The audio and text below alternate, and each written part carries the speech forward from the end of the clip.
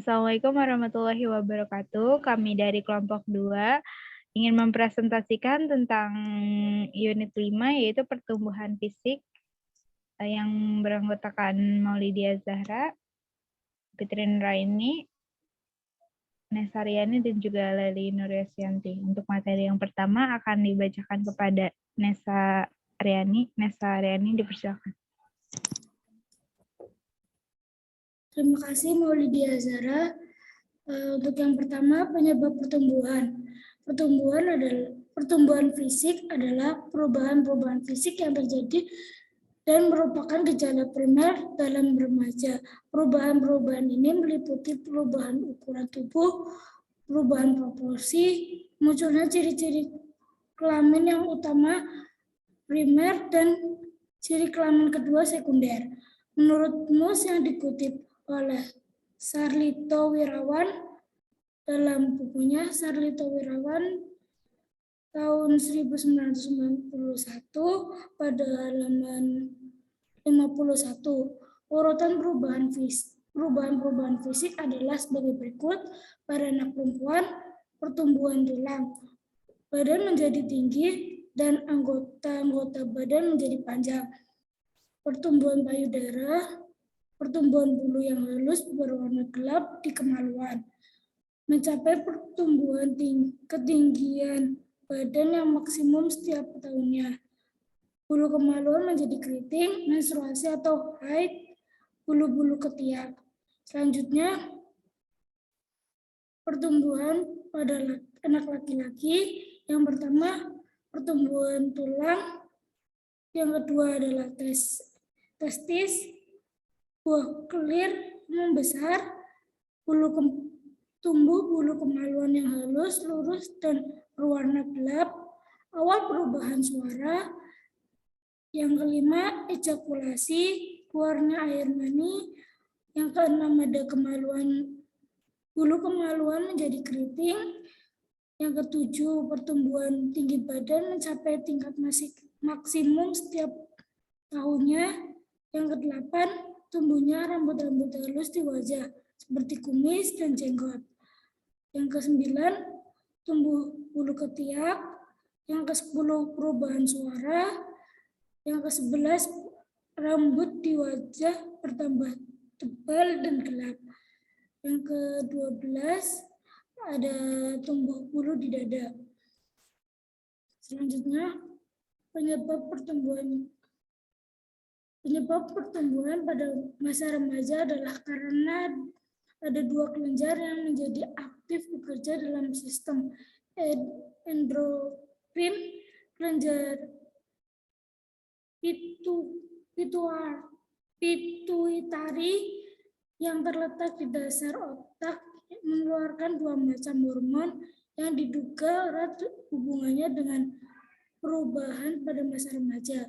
Kedua hormon itu adalah hormon pertumbuhan yang menyebabkan terjadinya perubahan ukuran tubuh dan hormon gonadotropik atau sering disebut dengan hormon yang merangsang gonad kelamin agar aktif bekerja. Menjelang saat remaja, kedua hormon ini sudah mulai aktif diproduksi.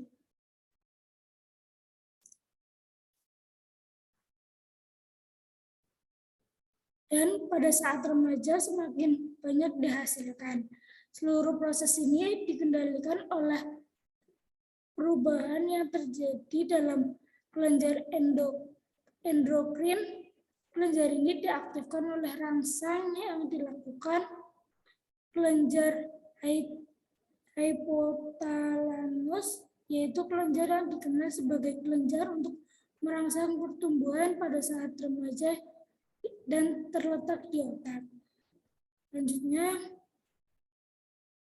meskipun kelenjar gonad atau kelenjar kelamin sudah ada dan aktif, seseorang dilahirkan namun kelenjar ini seolah-olah tidur dan baru akan aktif setelah diaktifkan oleh hormon gonadotropik dari kelenjar pituitari pada waktu anak memasuki tahap remaja. Segera telah mencapai kematangan alat kelamin, maka hormon gonad akan menghentikan aktivitas hormon pertumbuhan. Dengan demikian, pertumbuhan fisik akan terhenti. Keseimbangan yang tepat yang tercipta antara kelenjar pituitari dan gonad menimbulkan pertumbuhan fisik yang tepat. Selama masa remaja, seluruh tubuh, baik pertumbuhan struktur maupun fungsinya. Pada kenyataan, hampir semua bagian tubuh perubahan mengikuti irama yang tetap. Hingga waktunya kejadian dapat diperkirakan sebelumnya. Perubahan tersebut tampak jelas sekali pada bagian pertama masa remaja. Selanjutnya akan dibacakan oleh Lely Nur Yosyanti. Waktu dan tempat dipersilakan.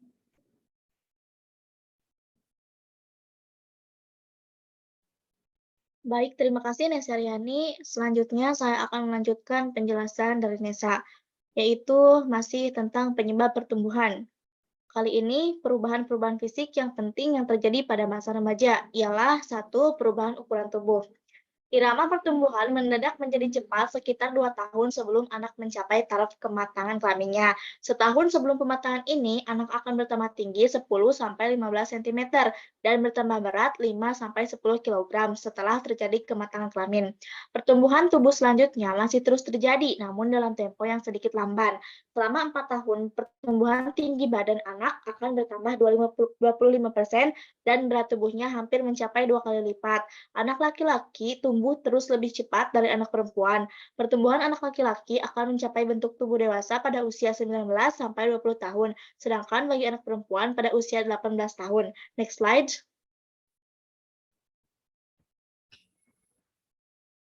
Kedua, perubahan proporsi tubuh. Ciri tubuh yang kurang proporsional pada masa remaja ini tidak sama untuk seluruh tubuh. Ada pula bagian tubuh yang semakin proporsional. Proporsi yang tidak seimbang ini akan berlangsung terus sampai seluruh masa puber selesai dilalui sepenuhnya, sehingga akhirnya proporsi tubuhnya mulai tampak seimbang menjadi proporsi orang dewasa.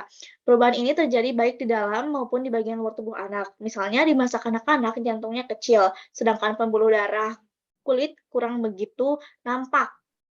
Pada masa puber, yang terjadi malah sebaliknya. Di bagian luar tampak pertumbuhan kaki dan tangan lebih panjang dibanding dengan tubuh.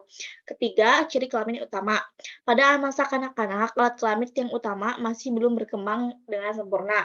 Ketika memasuki masa remaja, alat kelamin mulai berfungsi pada saat ia berumur 14 tahun, yaitu pada saat pertama kali mengalami mimpi basah. Sedangkan pada anak perempuan, indung telurnya mulai berfungsi pada usia 13 tahun, yaitu pada saat pertama kali mengalami menstruasi atau haid.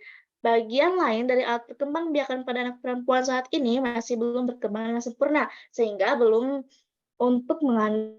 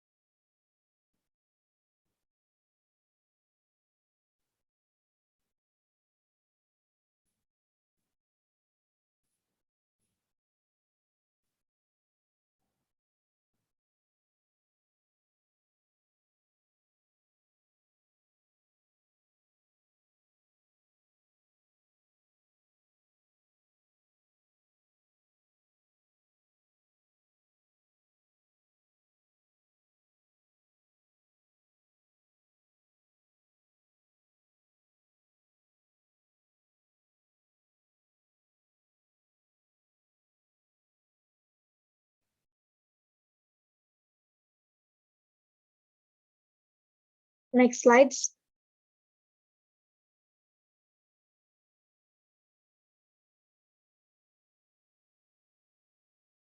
Yang selanjutnya, yang keempat, yaitu ciri kelamin kedua. Ciri kelamin kedua pada anak perempuan adalah membesarnya bawah dada dan mencuatnya puting susu pinggul melebar lebih lebar dari lebar bahu, tumbuh rambut di sekitar alat kelamin, tumbuh rambut di ketiak, dan suara bertambah nyaring.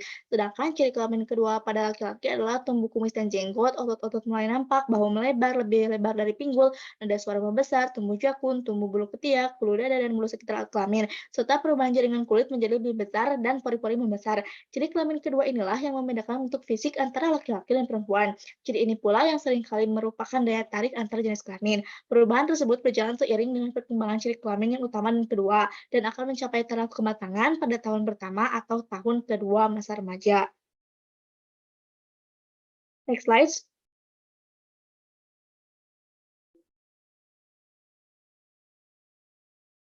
Yang selanjutnya, perubahan fisik sepanjang masa remaja meliputi dua hal, yaitu percepatan pertumbuhan. Bagi remaja laki-laki, permulaan percepatan pertumbuhan berkisar antara 10,5 dan 16 tahun. Bagi remaja perempuan, percepatan pertumbuhan dimulai antara 7,5 dan 11,5 tahun dengan umur rata-rata 10,5 tahun. Puncak pertumbuhan fisik dicapai pada usia 12 tahun, yakni kurang lebih bertambah 6 sampai 11 cm setahun.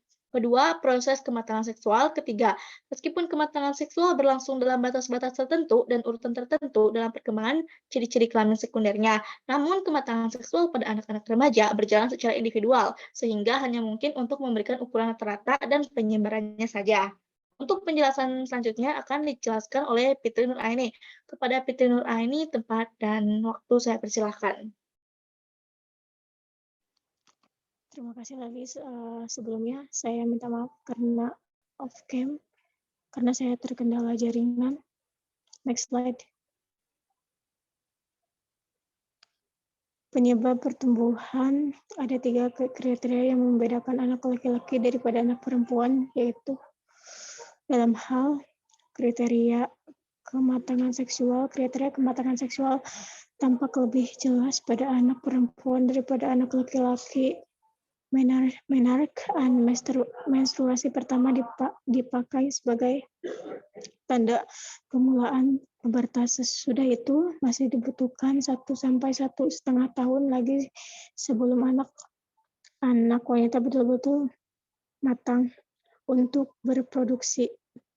Menarche merupakan ukuran yang baik karena hal itu menentukan salah satu ciri kematangan seksual yang pokok, yaitu di posisi untuk konsepsi hamil. Di samping itu, menarche juga merupakan manifestasi yang jelas meskipun pada mulanya terjadi pendarahan yang masih sedikit. Kriteria jelas ini tidak terdapat pada anak laki-laki.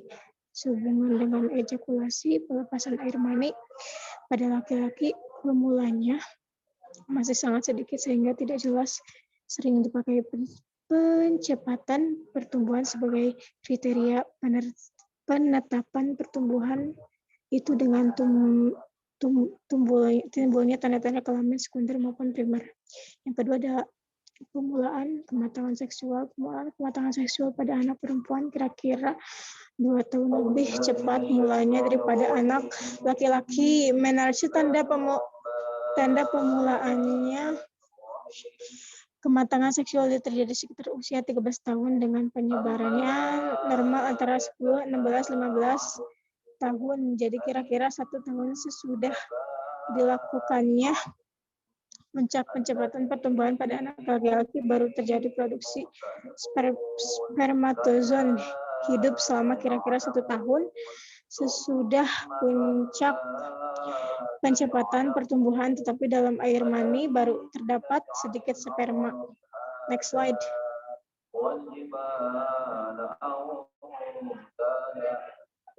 Next slide.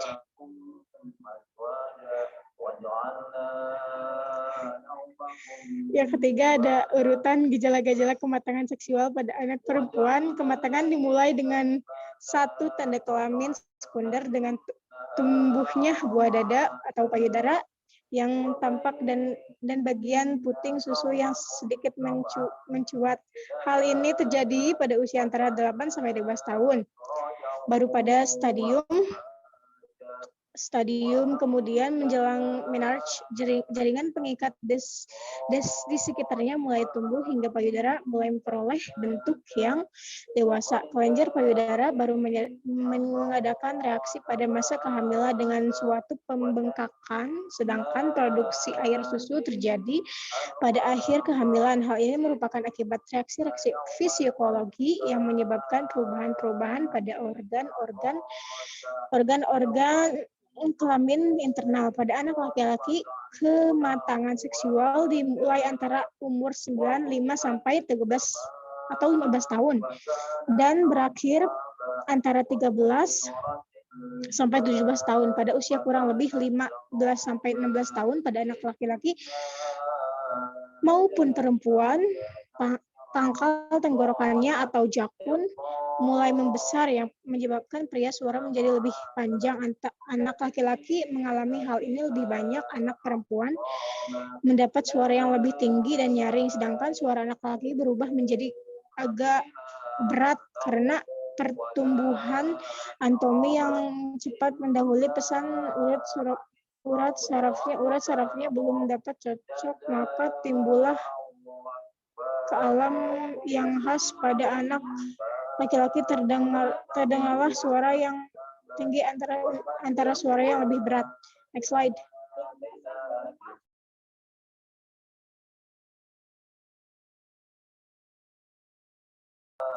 Penyebab pertumbuhan itu ada yang B, kondisi-kondisi lain yang mempengaruhi pertumbuhan fisik anak. Kondisi-kondisi lain yang mempengaruhi pertumbuhan fisik anak antara lain adalah 1. Pengaruh keluarga. Pengaruh faktor keluarga di sini meliputi faktor keturunan maupun faktor lingkungan. Karena faktor keturunan seorang anak dapat lebih tinggi dan panjang daripada anak lainnya sehingga ia lebih berat tubuhnya. Jika ayah dan ibu atau kakeknya tinggi dan panjang, faktor lingkungan akan membantu menentukan tercapai tindaknya perwujudan potensi keturunan yang dibawa anak tersebut. Pada setiap tahap usia, lingkungan lebih banyak pengaruhnya terhadap berat tubuh daripada terhadap. Yang kedua ada pengaruh gizi. Next slide.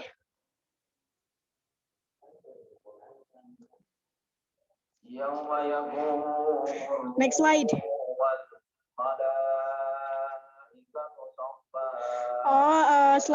Slide berikutnya akan dibacakan oleh Zahra.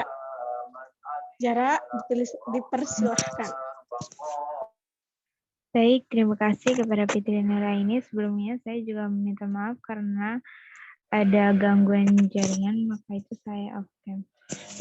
Selanjutnya, penyebab pertumbuhan selanjutnya yaitu gangguan emosional. Anak yang terlalu sering mengalami gangguan emosional akan menyebabkan terbentuknya steroid adrenal yang berlebihan. Dan ini akan membawa akibat pembentukan hormon pertumbuhan di kelenjar pituitari. Bila terjadi hal demikian, pertumbuhan awal remaja menghambat dan tidak tercapainya berat tubuh yang seharusnya. 4. Jenis kelamin. Anak laki-laki cenderung lebih tinggi dan lebih berat daripada anak perempuan, kecuali pada usia antara 12 dan 15 tahun. Anak perempuan biasanya akan sedikit lebih tinggi dan lebih berat daripada anak laki-laki. Terjadinya perbedaan berat dan tinggi tubuh ini karena bentuk tulang dan otot laki-laki memang berbeda dengan anak perempuan status sosial ekonomi. Next slide.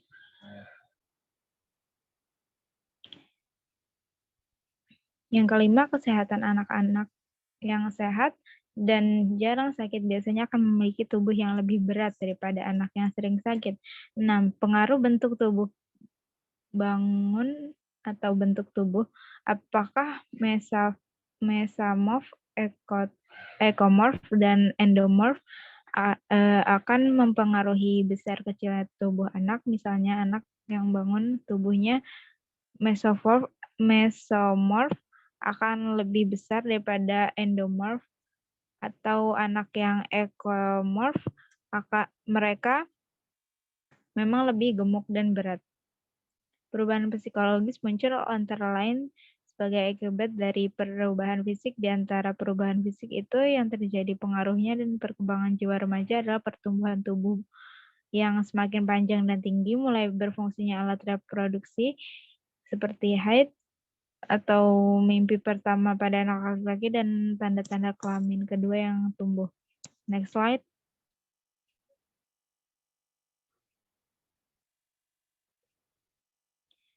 Perubahan fisik menyebabkan keguncangan bagi remaja, harus menyesuaikan diri dengan perubahan-perubahan yang terjadi di dirinya, pertumbuhan badan yang mencolok, misalkan pembesaran payudara dan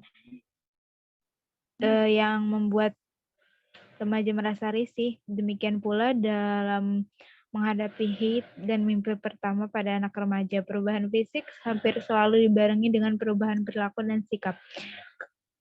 Dalam masa remaja, perubahan yang terjadi sangat mencolok dan jelas dapat mengganggu keseimbangan perilaku dan bentuk tubuh mereka. Next slide.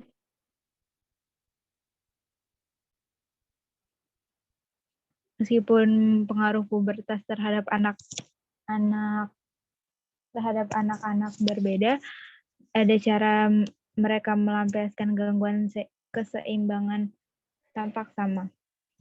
Beberapa bentuk pelampiasan yang mudah dilihat adalah mudah tersinggung, karena memang sedang terjadinya perubahan beberapa kelenjar pertumbuhan yang menyebabkan terjadinya perubahan dan ukuran bentuk anak-anak secara fisik.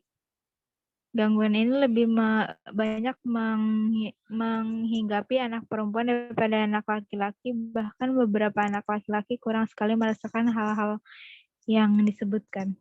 Next slide.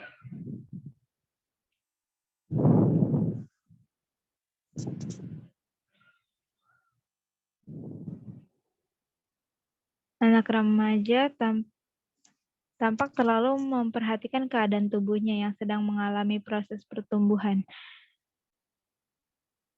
Tanggapan atas perubahan dirinya itu dapat digolongkan menjadi dua, yaitu mereka akan terlalu memperhatikan normal tidaknya dirinya, dan mereka yang terlalu memikirkan tepat tidaknya kehidupan kelaminnya. Bila mereka memperhatikan teman sebayanya, kemudian ternyata di dirinya berbeda dengan mereka, maka mereka akan mulai memikirkan tentang normal atau tidak dirinya. Remaja yang banyak perhatiannya terhadap kelompok perilaku remaja itu akan banyak dipengaruhi oleh perilaku kelompok remaja dapat dibentuk di dalam sekolah seperti pada kelompok olahraga, seni, belajar, dan semacamnya. Next slide.